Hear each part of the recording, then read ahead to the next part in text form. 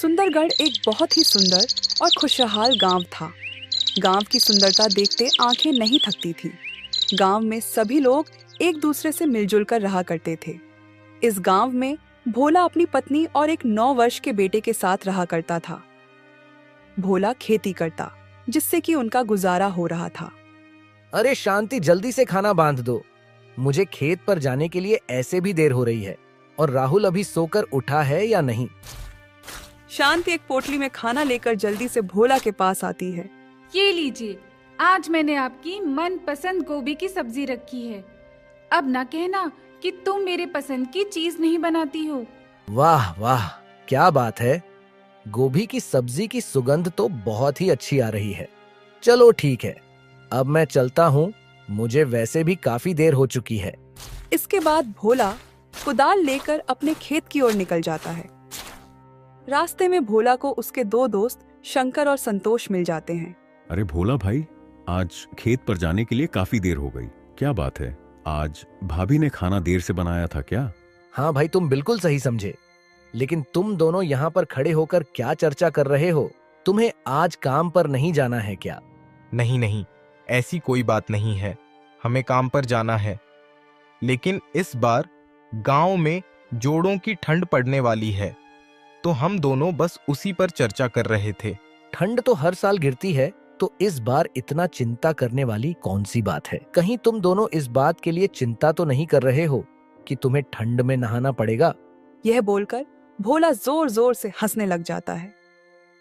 अरे नहीं भोला भाई, इस बार हमें ऐसा सुनने में आया है कि इस बार गांव में खून जमा देने वाली ठंड गिरेगी।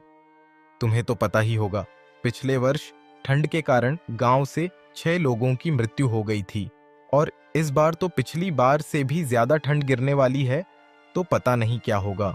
हाँ, और हमारे पास इतने पैसे भी नहीं है कि हम मोटे मोटे कंबल और रजाई खरीद सके। मुझे तो बस अपने परिवार की चिंता है। पिछली सर्दी हमने बहुत ही मुश्किल से बिताया था। पता नहीं इस बार क्या होगा। मुझे तो अभी से ही बहुत डर लग रहा है। अच्छा, तो ऐसी बात है। अभी तो इस समस्या का समाधान मुझे भी नहीं पता है, लेकिन हम इसके बारे में सोचेंगे। अभी मैं खेत पर चलता हूँ, मुझे बहुत ही काम है और मुझे पहले से ही काफी देर हो चुकी है। इतना बोलकर भोला खेत की ओर निकल जाता है। भोला खेतों में काम कर रहा था, तभी उसे ठंड से बचने और बहुत सारा पैसा कमाने की एक तरकीब दिखाई देती है। इस बार बहुत ज्यादा ठंड गिरने वाली है। सारे गांव का हाल बेहाल हो जाएगा। क्यों ना मैं जंगल से लकड़ियां काटकर जमा कर लूं, और जब कड़ाके की सर्दी गिरेगी तो मैं उन्हें अच्छी कीमतों पर बेचूंगा। और अगर मेरा यह उपाय सफल हुआ तो मेरे पास बहुत सारा धन इकट्ठा हो जाएगा, और फिर शायद मेरी गरीबी के दिन भी खत्म हो जाए। फिर भोला कुदाल लेकर घर की ओर निकल जाता है। कुछ देर बाद भोला घर पहुंच जाता है। अजी, क्या बात है, आज आप खेत से बहुत जल्दी लौट आए। कोई समस्या है क्या, या फिर आपकी तबीयत ठीक नहीं है? अरे नहीं भाग्यवान, मैं जब खेत पर जा रहा था तब शंकर और संतोष से मेरी मुलाकात हुई। उन्होंने बताया कि इस बार गांव में कड़ाके की ठंड गिरेगी। इसीलिए मेरे मन में एक योजना आई है कि मैं जंगल से सूखी लकड़ियां काटकर इकट्ठा कर लूं, और जब खून जमा देने वाली ठंड गिरे तब मैं उन्हें बेचकर बहुत सारा पैसा कमाऊं। हाँ, आपकी बात तो बिल्कुल सही है। हम ये कर तो सकते हैं। मानना पड़ेगा भोला जी, आपका दिमाग तो मेरी जुबान से भी तेज चलता है। हाँ हाँ ठीक है, अब मैं जंगल से लकड़ियां काटने के लिए जा रहा हूँ, और तुम यह बात किसी को भी मत बताना, नहीं तो हमारे सारे किए कराए पर पानी फिर जाएगा। नहीं नहीं जी, मैं ये बात किसी को नहीं बताऊंगी। मैं इस बात को खाने की तरह ही पचा लूंगी। दोनों हंसने लग जाते हैं, और फिर भोला कुल्हाड़ी लेकर जंगल की ओर लकड़ियां काटने के लिए निकल जाता है। कुछ दूर चलने के बाद उसे कुछ सूखे पेड़ दिखाई देते हैं। वह क्या बात है, यहाँ तो बहुत सारे सूखे पेड़ हैं। मैं अब लकड़ियां काटना शुरू करता हूँ। अनीता बहन, क्या तुम जानती हो, इस बार जंगल में कड़ाके की ठंड गिरने वाली है। मुझे तो बहुत ही चिंता हो रही है। मैं सब जानती हूँ। तुम्हें किस चीज की चिंता हो रही है? तुम ऐसे भी 2 से 3 दिन में एक बार नहाती हो, और जब ठंड आती है तो तुम 15 से 20 दिन में एक बार नहाती हो। हाँ हाँ, जैसे कि तुम हर दिन नहाती हो, बड़े बुजुर्ग कह गए हैं कि दूसरों को बुरा कहने से पहले खुद के गिरेबान में झांक लेना चाहिए। भले ही मैं 15 से 20 दिन में एक बार नहाती हूँ, लेकिन मैं तुमसे सुंदर ही दिखती हूँ। और अगर यकीन न हो तो सारे गांव वाले से पूछ लेना, आई बड़ा मुझे ज्ञान देने वाली। हाँ, ये बात तो सही है। बस एक ही समस्या है कि तुम्हारे शरीर से बदबू बहुत आती है, इसलिए सुंदर दिखने के साथ साथ कभी कभी नहा भी लेना चाहिए। हाँ ठीक है, मैं जानती हूँ, और यह भी जानती हूँ कि लोगों की तरह तुम भी मेरी खूबसूरती से जलती हो। ठीक है, तुम दोनों ही सुंदर हो और हर रोज नहाती हो। अब लड़ाई करना बंद करो और यह सोचो कि इस बार ठंड से कैसे बचा जाए, नहीं तो हम सबकी कुल्फी जम जाएगी। बचने का तो बस एक ही उपाय है, कंबल के अंदर रहो और पानी से दूर रहो। दूसरी ओर भोला हर रोज जंगल जाता और ढेर सारी सूखी लकड़ियां काट कर लाता। एक दिन सुबह जब कुल्हाड़ी लेकर भोला लकड़ी काटने के लिए जा रहा था, तभी उसे शंकर और संतोष रोक लेते हैं। अरे भोला भाई, तुम ढेर सारी सूखी लकड़ियां हर रोज काटकर क्यों ला रहे हो? अरे भाई, तुम तो जानते ही हो कि मेरी पत्नी को खाना बनाने का कितना शौक है। वह हर रोज तरह तरह के पकवान बनाती है, जिसके कारण काफी सारी लकड़ियां चूल्हा जलाने के लिए लग जाती हैं। इसीलिए मुझे हर रोज लकड़ियां काटने के लिए जंगल जाना पड़ता है। लेकिन भोला भाई, हमें तो यह पहली बार पता लगा कि तुम्हारी पत्नी खाना बनाने की शौकीन है। हमने पहले ऐसा कभी नहीं सुना है। फिलहाल छोड़ो, तुम कह रहे होंगे तो सही ही होगा। शंकर और संतोष को भोला की बात सुनकर कुछ अजीब लग रहा था, लेकिन उन्होंने इन बातों पर ज्यादा ध्यान नहीं दिया। ठीक है भाई, अब मैं चलता हूँ। कुछ दिन इसी तरह बीत गए। भोला जंगल जाता और सूखी लकड़ियां काट कर लाता। अब उसके पास बहुत सारी लकड़ियों का भंडार हो गया था। कुछ ही दिन बाद गांव में ठंड गिरना भी शुरू हो गई थी। भोला अपने घर के बाहर एक बोर्ड लगा देता है, जिसमें 1 किलो लकड़ी की कीमत 5 रुपए लिखी थी। जब सभी गांव वाले वह बोर्ड देखते हैं तो उन्हें भोला की सारी चतुराई का पता चल जाता है कि वह क्यों हर रोज सूखी लकड़ियां काटने जंगल जाता था। भाई, क्या तुमने भोला के घर के बाहर वह बोर्ड देखा जिसमें 1 किलो लकड़ी की कीमत 5 रुपए लिखी थी? भोला ने बहुत ही चतुराई दिखाई है। वह जंगल से फ्री में लकड़ियां काटकर हमें 5 रुपए किलो बेच रहा है। हाँ भाई, तुमने बिल्कुल सही कहा। हर रोज जब भोला जंगल में सूखी लकड़ियां काटने जाता था, तब हम उससे पूछते थे कि तुम इतनी सारी लकड़ियों का क्या करोगे। तब वह हर रोज कुछ ना कुछ बहाने बना दिया करता था। हमें तो तभी उस पर शक हो गया था, लेकिन हमें यह नहीं पता था कि वह ऐसा काम कर सकता है।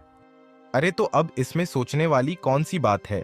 भोला से 5 रुपए किलो लकड़ी खरीदने से बढ़िया है कि हम सभी कल जंगल जाएंगे और हम भी सूखी लकड़ियां काट कर लेकर आएंगे। यह बात जब भोला को पता चलती है तो वह चिंता में पड़ जाता है, क्योंकि अब उसका लकड़ी बेचने का व्यापार सफल नहीं हो पाएगा। अरे भाग्यवान, क्या तुमने सुना? गांव के लोग कल सूखी लकड़ियां काटने के लिए जंगल जा रहे हैं। अगर वह सूखी लकड़ियां काट लेंगे तो हमसे लकड़ियां कोई भी नहीं खरीदेगा और मेरी सारी मेहनत पर पानी फिर जाएगा। हाँ जी, आपने बिल्कुल सही कहा। काश कोई ऐसा चमत्कार हो जाए कि कल गांव वाले लकड़ियां काटने जा ही ना पाएं। हाँ, अब हम सिर्फ ऊपर वाले के भरोसे ही रह सकते हैं। कुछ ही देर बाद रात हो जाती है। दोनों पति पत्नी खाना खाकर सो जाते हैं, लेकिन रात में ठंड के साथ साथ आसमान में काले बादल छा जाते हैं और कुछ ही देर में बहुत तेज बारिश होने लगती है। बारिश के साथ साथ ठंड भी बहुत ज्यादा बढ़ जाती है। बारिश गिरने के कारण सारे पेड़ पौधे गीले हो जाते हैं, जिससे कि अब जंगल में एक भी सूखी लकड़ियां नहीं बचती है। सुबह होने तक बारिश रुक जाती है। जब भोला और शांति बारिश देखते हैं तो वह बहुत ही खुश हो जाते हैं। अजी देखिए, लगता है ऊपर वाले ने हमारी सुन ली और रात को बारिश करवा दी। अब सारे पेड़ पौधे गीले हो गए होंगे और अब तो सूखी लकड़ियां भी जलने लायक नहीं रही होंगी। हाँ, तुमने बिल्कुल सही कहा। गांव वालों ने अपने आप को बहुत ही बुद्धिमान समझा था, लेकिन उनकी सारी बुद्धिमानी धूल में मिलकर रह गई। और अब मैं लकड़ियां 5 रुपए किलो बेचने की बजाय 10 रुपए किलो बेचूंगा। नहीं नहीं, आप 5 रुपए किलो ही लकड़ियां बेचो। अगर हम 10 रुपए किलो लकड़ियां बेचेंगे तो ये सीधे सीधे लोगों को लूटना हो जाएगा।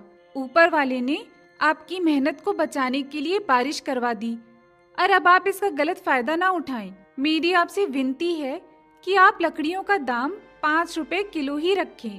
मैं लकड़ियों का दाम 5 रुपए किलो ही रखता, लेकिन गांव वालों ने अपनी चतुराई दिखाकर अच्छा नहीं किया, और रात को जो बारिश हुई है वह ऊपर वाले का संदेश था कि गांव वाले को सबक सिखाया जाए। इसीलिए मुझे तुम्हारे राय की कोई जरूरत नहीं है। मैं लकड़ियां 10 रुपए किलो ही बेचूंगा। अपने पति की यह बात सुनकर शांति को बहुत ही दुख होता है और भोला अपने घर के बाहर लगे बोर्ड को बदल देता है और उसमें 10 रुपए किलो लकड़ियों का दाम लिख देता है। यह देख गांव वालों को बहुत ही गुस्सा आता है, लेकिन वह कुछ नहीं कर सकते थे। देख रही हो सुमन बहन, गांव में कितनी ज्यादा ठंड पड़ रही है। हमारे पास तो थोड़ी सी ही लकड़ियां हैं। हम इसे ही जलाकर इस ठंड से राहत पाने की कोशिश कर रहे हैं। हाँ, तुमने बिल्कुल सही कहा आरती बहन। हमारे पास तो थोड़ी भी लकड़ियां नहीं है, इसलिए हम तुम्हारे घर आग की गर्मी लेने आए हैं। क्या तुम्हें पता है, आरती बहन जब ठंड की शुरुआत हुई थी तब भोला ने लकड़ियों का दाम 5 रुपये किलो रखा था, लेकिन जब ठंडियां बढ़ चुकी है तो उसने लकड़ियों का दाम 10 रुपया किलो कर दिया है। वह सरासर लोगों को लूट रहा है। तुम्हारी बात बिल्कुल सही है शंकर भाई। हमने जंगल से सूखी लकड़ियां काटने का विचार किया था, लेकिन रात में ही बहुत तेज बारिश हो गई, जिसके कारण सारी सूखी लकड़ियां अब गीली हो गई हैं। ऐसा लगता है कि ईश्वर भी भोला के ही साथ है। अब हम चाहकर भी कुछ नहीं कर सकते हैं। अब हमें अगर और लकड़ियां चाहिए तो हमें भोला से 10 रुपए किलो लकड़ियां खरीदनी पड़ेगी, क्योंकि आग ही हमें इस जानलेवा ठंड से बचा सकती है। फिर सभी मायूस और लाचार होकर बची खूंची लकड़ियों से आग तापते हैं। दूसरी ओर भोला का लकड़ी बेचने का व्यापार बहुत ही अच्छा चल रहा था।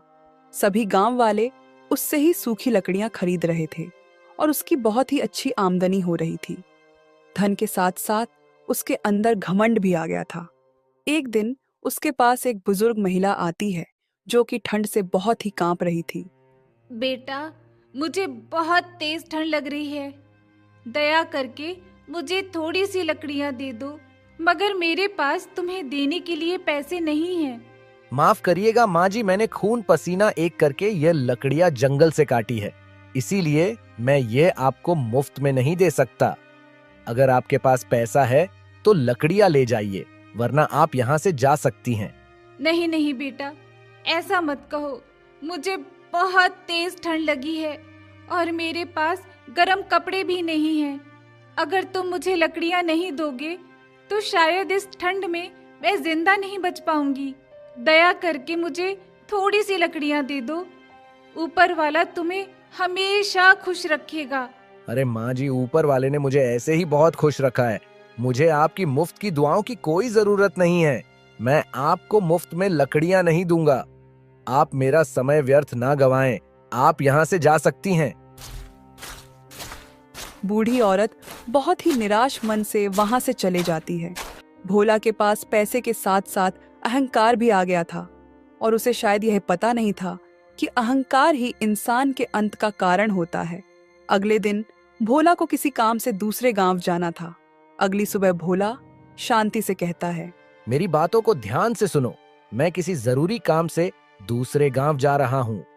लकड़ी बेचने का काम तुम आज के लिए संभाल लेना, और याद रहे किसी को भी मुफ्त में एक भी लकड़ी का टुकड़ा मत देना।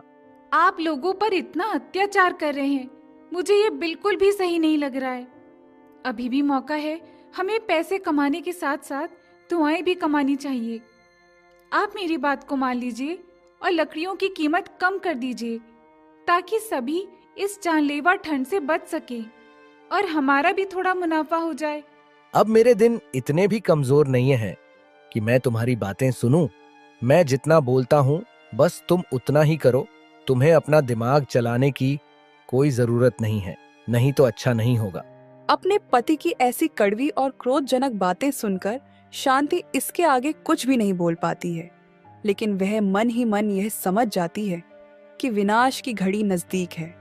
इसके बाद भोला दूसरे गांव की ओर निकल जाता है। घर में अब सिर्फ भोला की पत्नी और उसका 9 साल का एक बेटा ही था। शांति घर के बाहर बैठकर आग ताप रही थी और उसका बेटा राहुल घर के अंदर खेल रहा था। राहुल को बहुत ही ठंड लग रही थी और राहुल अभी बहुत ही नादान था। मुझे कितनी ठंड लग रही है। माँ तो बाहर आग की गर्मी ले रही है। यहाँ जो पिताजी ने सूखी लकड़ियाँ रखी है, मैं भी उसमें आग लगाकर आग ताप लेता हूँ। राहुल बहुत ही नादान था। वह यह नहीं जानता था कि एक लकड़ी में आग लगाने से सारी लकड़ियां जल जाएगी। राहुल एक लकड़ी में आग लगा देता है। लकड़ियां सूखी थीं, इसलिए तुरंत ही सारी लकड़ियों में आग लग जाती है। देखते ही देखते उनका घर जलने लग जाता है। शांति बाहर खड़े होकर रोते हुए सिर्फ तमाशा देखते रह जाती है, क्योंकि घर के अंदर जाने का कोई भी रास्ता नहीं था। पूरे घर में भयंकर आग लग चुकी थी और कोई भी गांव वाला आग बुझाने के लिए नहीं आया, क्योंकि भोला ने सब पर थोड़े से पैसे के लिए अत्याचार किया था। उस आग में भोला का बेटा राहुल भी जलकर मर जाता है। कुछ घंटे बाद घर जलकर राख में बदल जाता है। जब भोला घर वापस आता है तो शांति उसे सारी कहानी बताती है। यह सुन भोला बहुत ही रोने लग जाता है और उसे अपनी गलती की सजा मिल जाती है।